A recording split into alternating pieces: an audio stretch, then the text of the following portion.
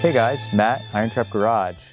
We are in southeastern Pennsylvania, not very far from our home base, and we are here with Cabin Fever Auction Company. They got a really great estate that they're helping to disperse, and like we've done numerous times with them, they gave us a call when they find some pretty fun ones, and they wanted us to kind of document these really neat places before they start pulling all the stuff out of here, and to help see this stuff and share how this stuff is found with you. So today what we're doing is, this is literally the second time they've ever been in this building, and we're going to go through and show you this stuff all completely untouched. This is a lifetime collection and an incredible scenery. This is with a log cabin that's all hand built with handmade nails.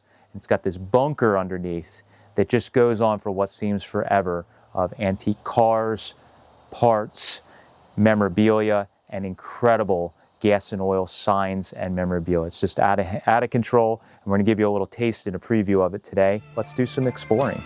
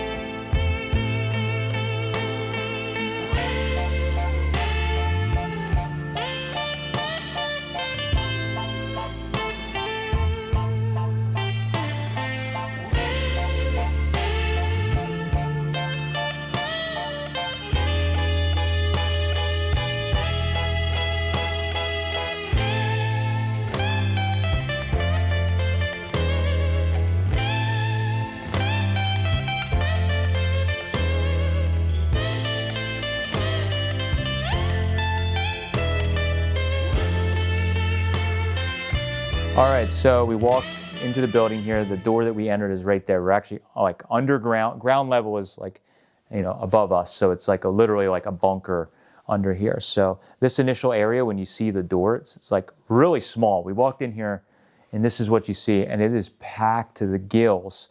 And it looks like this is a lot and overwhelming, but there's actually a whole nother area over there that we're going to take you through and just give you a little tour. So what we're trying to do today is, we have not touched anything. This gentleman was a antique car enthusiast, a drag racer, and most importantly, an incredible collector. This is a very long time of picking stuff. And what's really incredible about this stuff is, we were all commenting walking through here that he had an incredible eye.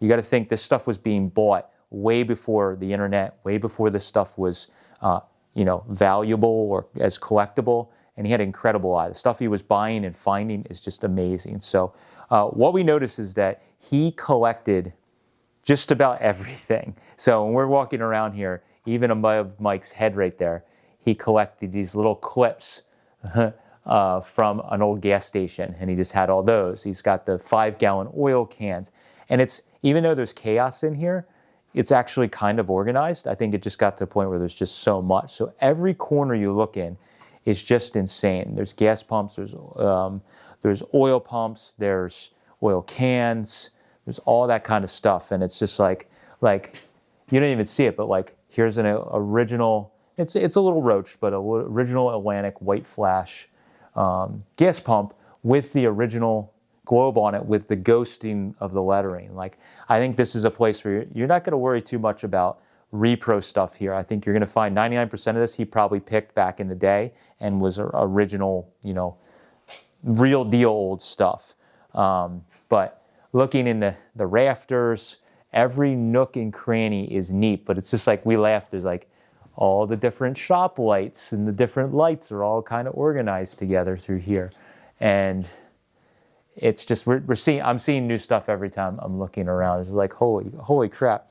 But there is there was some work going on here at some point. We can definitely tell that with some of the tools, tire breakers. There's actually a Bridgeport mill over in the other section and some tools. So at some point, there definitely was some repair and work going on here. But as age and health and everything happens and collecting, sometimes it gets harder to work as you find good stuff. As far as the vehicles in here, we obviously have the Corvette here that's sitting here that is neat. The Stingray Corvette, it seems to be in good shape for what it is. But as far as antique cars go, Mike's favorite already is this one. There's a 36 5-window coupe here. It looks like it's an old restoration. You can tell it's been sitting for quite some time. There's no engine in it. And a lot of these cars look like they were kind of like started and restoration or projects going on and never got any further. So 36 5-window coupe, really decent condition. No engine in it. It's had an old repaint, so you could tell the paint is so-so on it. But just, this car is, you literally couldn't get this car out of here if you wanted to. It's just crazy how this car is packed in here. And when you look in the background, all the signs, the old, we'll go over there. There's some old gas pump lights over there that are incredible. Back in here is like another gas pump section. This pump here is amazing. Like the deco part on it here is just super cool. Oh, look at that huge, what does that sign say? It's a massive, like 20-foot long sign there. It's crazy.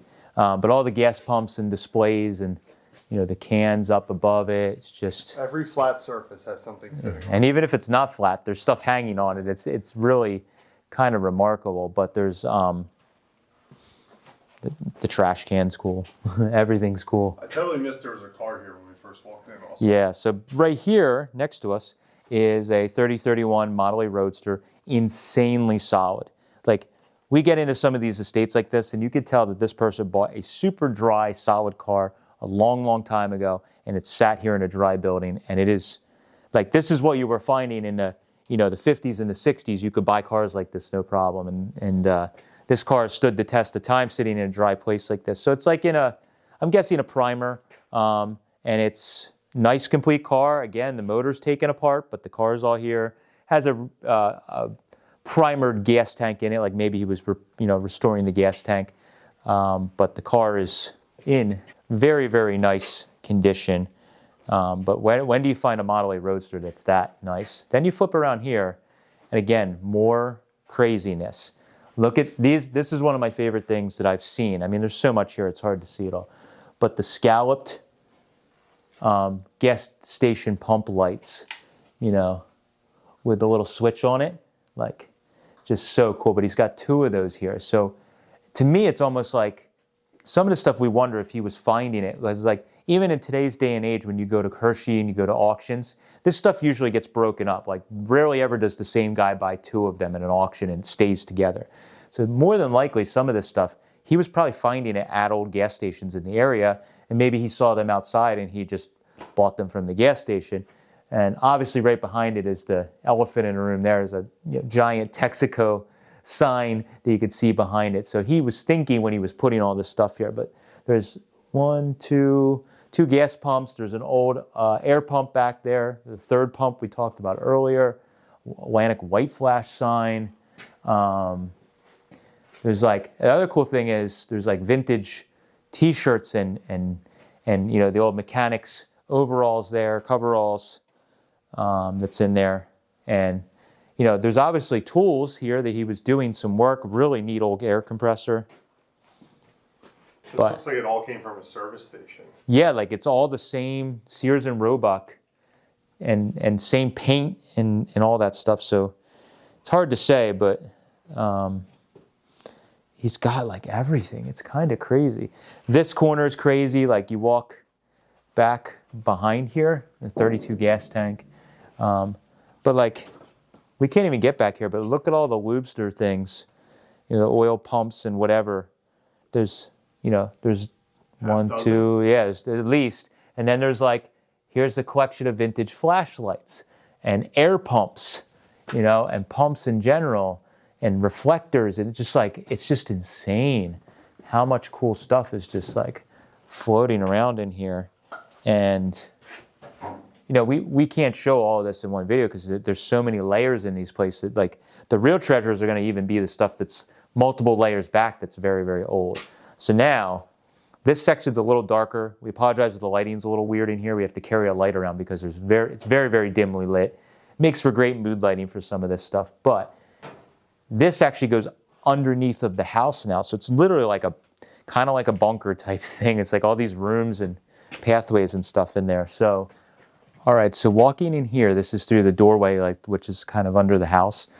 Incredible. I mean, immediately to your left, just insane. You know, all these great signs and flange signs and, you know, the old desk. Like he was buying all this incredible stuff had such a good eye way back when. It's like, it's kind of crazy how curated it is, but this wasn't something that was just done in recent times. So he was buying, you know, much like we do now, like the old desk, you know, the organizers for the files and stuff like that. He was buying all of that. And it's just all mixed in so beautifully. And it's overwhelming, but it's also really awesome. But all the Invader cans up top, he's got more there. And the booster, like this stuff has there is an organization to all of this in some shape or form. And, you know, old car club or a car show plaques or trophies. You know, I didn't even look. And right here in front of us is a 2829 Sport Coupe that he was hot rodding. So this has smooth hood sides. There's some maybe more street rodding, I would say, but it's got some Halloran type of wheels on it. But I want to look, what's in these cabinets? And Jared and all those guys are going to be mad because we're getting the first look at, oh God. Ugh. Oh, there's a case back here with all kinds of neat stuff in it. Air cleaners, oh, old hot rod, Badger air cleaners and stuff. Wow, incredible. But like, what's in the cabinet?